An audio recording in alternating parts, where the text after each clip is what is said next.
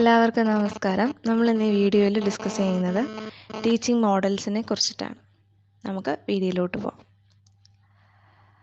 ബോധന മാതൃകകൾ എന്ന് പറയുന്നത് അല്ലെങ്കിൽ ടീച്ചിങ് മോഡൽസ് എന്ന് പറയുന്നത് എന്താണ്? ഒരു ടീച്ചിങ് പാറ്റേൺ ആണ്, അല്ലെങ്കിൽ അധ്യാപന രീതികളാണ് ടീച്ചിങ് മോഡൽസ് എന്ന് പറയുന്നത്. എങ്ങനെയാണ് ഒരു പാഠഭാഗം കുട്ടികളിലേക്ക് എത്തിക്കുന്നത് എന്നത് ഈ ടീച്ചിങ് മോഡൽസിനെ ബേസ് ചെയ്തിട്ടായിരിക്കും. കരിക്കുലം ഡിസൈനിങ്ങും അതുപോലെ മാർഗനിർദ്ദേശങ്ങൾ, ഇൻസ്ട്രക്ഷൻസ് നൽകുന്നതിന് വേണ്ടിയിട്ടും പാഠഭാഗം കുട്ടികളിലേക്ക് എത്തിക്കുന്നതിന് വേണ്ടിയിട്ടും ഒക്കെയാണ് നമ്മൾ എന്തിനെ യൂസ് ചെയ്യുന്നത്? ഈ ടീച്ചിങ് മോഡൽസിനെ നമ്മൾ യൂസ് ചെയ്യുന്നത്. Teaching models are just instructional designs. അപ്പോൾ ടീച്ചിങ് മോഡൽസ് എന്ന് പറയുന്നത് എന്താണ്? ഒരു മാർഗനിർദ്ദേശങ്ങൾ നൽകാനായിട്ടുള്ള ഒരു രൂപരേഖ മാത്രമാണ് ഈ ടീച്ചിങ് മോഡൽസ് എന്ന് പറയുന്നത്. ഏതു രീതിയിലാണ് കുട്ടികളെ പഠിപ്പിക്കേണ്ടത്, അതിനായിട്ട് ഏതു പഠന സാഹചര്യമാണ് തയ്യാറാക്കേണ്ടതെന്നൊക്കെ എന്തിൻ്റെ അടിസ്ഥാനത്തിലാണ് നമ്മൾ തീരുമാനിക്കുന്നത്? മോഡൽസ് ഓഫ് ടീച്ചിങ്ങിൻ്റെ അടിസ്ഥാനത്തിലാണ്. അപ്പം ഈ മോഡൽസ് ഓഫ് ടീച്ചിങ് എന്തിനെ ബേസ് ചെയ്തിട്ടാണ് രൂപപ്പെടുത്തിയിട്ടുള്ളത് നിങ്ങൾക്കറിയോ? ഇൻസ്ട്രക്ഷണൽ ഒബ്ജക്റ്റീവ്സിനെ അടിസ്ഥാനമാക്കിയിട്ടാണ് ഓരോ മോഡലുകളും രൂപപ്പെടുത്തിയിട്ടുള്ളത്. അപ്പം എന്താണ് പ്രാധാന്യം നൽകേണ്ടത്, പഠിപ്പിക്കുന്നതിൽ എന്തിനാണ് പ്രാധാന്യം നൽകേണ്ടത്, അതെങ്ങനെയാണ് കുട്ടികളെ പഠിപ്പിക്കേണ്ടത് എന്നതിനെയൊക്കെ അടിസ്ഥാനമാക്കിയിട്ടാണ് ഓരോ ടീച്ചിങ് മെത്തേഡ്സും ഓരോ ടീച്ചറും തിരഞ്ഞെടുക്കുന്നത്. അപ്പോൾ ഓരോ ഇൻസ്ട്രക്ഷണൽ ഒബ്ജക്റ്റീവ്സ് ഉണ്ടായിരിക്കുമല്ലോ, ഓരോ പഠന ലക്ഷ്യങ്ങളും നേടിയെടുക്കുന്നതിന് വേണ്ടിയിട്ട് പ്രത്യേകമായിട്ടുള്ള തയ്യാറാക്കിയ ബോധന മാതൃകകൾ സെലക്ട് ചെയ്യുന്നു.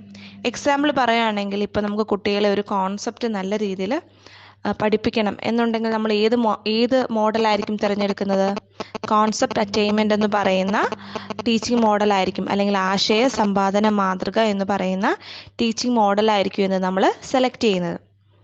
അതുപോലെ തന്നെ കുട്ടികളുടെ ക്രിയാത്മകത വളർത്താനായിട്ടാണ് കൂടുതലും നമ്മൾ ഉപയോഗിക്കുന്നത്? ഈ മോഡൽസ് ഓഫ് ടീച്ചിങ്ങിനെ നമ്മൾ കൂടുതലായിട്ട് യൂസ് ചെയ്യുന്നത്. അതുപോലെ വ്യത്യസ്തമായിട്ടുള്ള പഠന ലക്ഷ്യങ്ങളെ അടിസ്ഥാനമാക്കിയിട്ടായിരിക്കും ഓരോ പഠന മാതൃകകളും അല്ലെങ്കിൽ ഓരോ ടീച്ചിങ് മോഡൽസും നിലനിൽക്കുന്നത്. അപ്പം ധാരാളം ബോധന മാതൃകകൾ മോഡൽസ് ഓഫ് ടീച്ചിങ് എന്ന് പറയുന്നത് ധാരാളം ഉണ്ട്.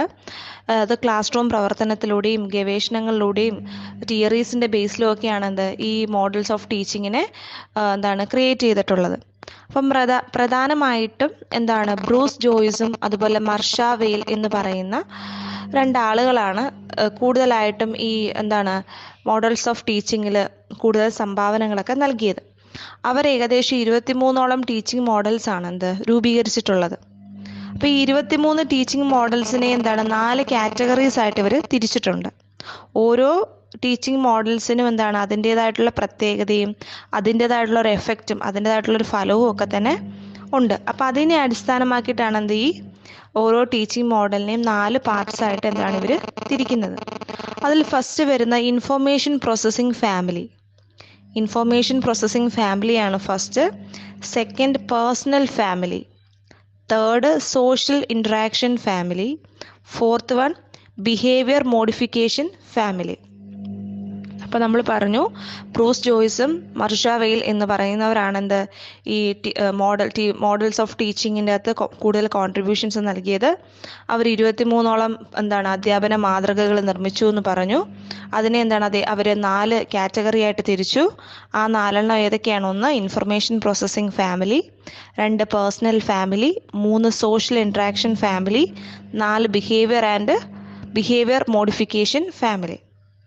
ഇനി ഇതിൽ ശ്രദ്ധിക്കേണ്ട കാര്യം, നമുക്ക് നിലവിൽ പഠിക്കാൻ പ്രധാനമായിട്ട് BEd സ്റ്റുഡൻസിന് പഠിക്കാനായിട്ടുള്ളൊരു 5 മോഡൽസാണ്.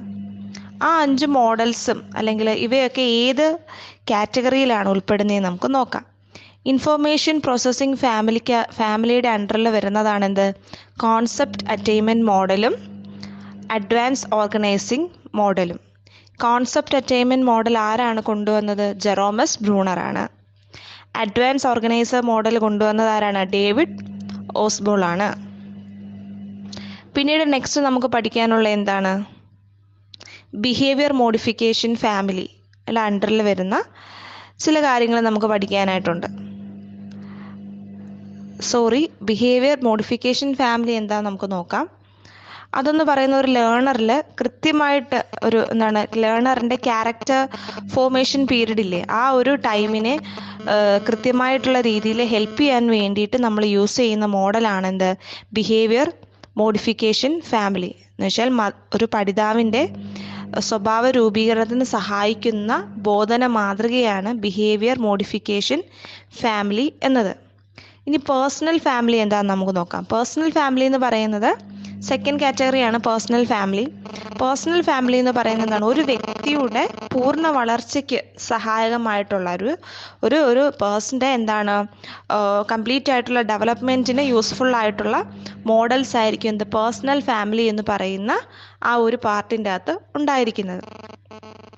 ഇനി മൂന്നാമത്തതാണ് നമുക്ക് ഏറ്റവും ഇമ്പോർട്ടൻ്റ് ആയിട്ടുള്ള social interaction family. Social interaction ഫാമിലിയുടെ അണ്ടറിൽ വരുന്ന രണ്ട് ടീച്ചിങ് മോഡൽസ് നമുക്ക് പഠിക്കാനായിട്ടുണ്ട്.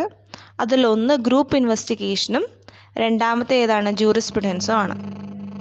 ബേസിക്കായിട്ട് ഇത്രയും കാര്യങ്ങളാണ് നമ്മൾ മോഡൽസ് ഓഫ് ടീച്ചിങ്ങിനെ കുറിച്ച് മനസ്സിലാക്കിയിരിക്കേണ്ടത്. അതുപോലെ തന്നെ fundamental elements of models of teaching എന്ന് പറഞ്ഞിട്ടൊരു 6 കാര്യങ്ങളുണ്ട്. അതെന്തൊക്കെയാണെന്ന് നോക്കാം. First one focus, second syntax, പിന്നീട് principles of reaction, the social system, support system and effect. ഇത്രയും കാര്യങ്ങളാണ് fundamental elements of models of teaching എന്ന് പറയുന്നത്. അപ്പം നമ്മൾ ഇന്ന് ഡിസ്കസ് ചെയ്ത ടോപ്പിക്ക് നിങ്ങൾക്ക് എല്ലാവർക്കും മനസ്സിലായെന്ന് വിചാരിക്കുന്നു. Thank you.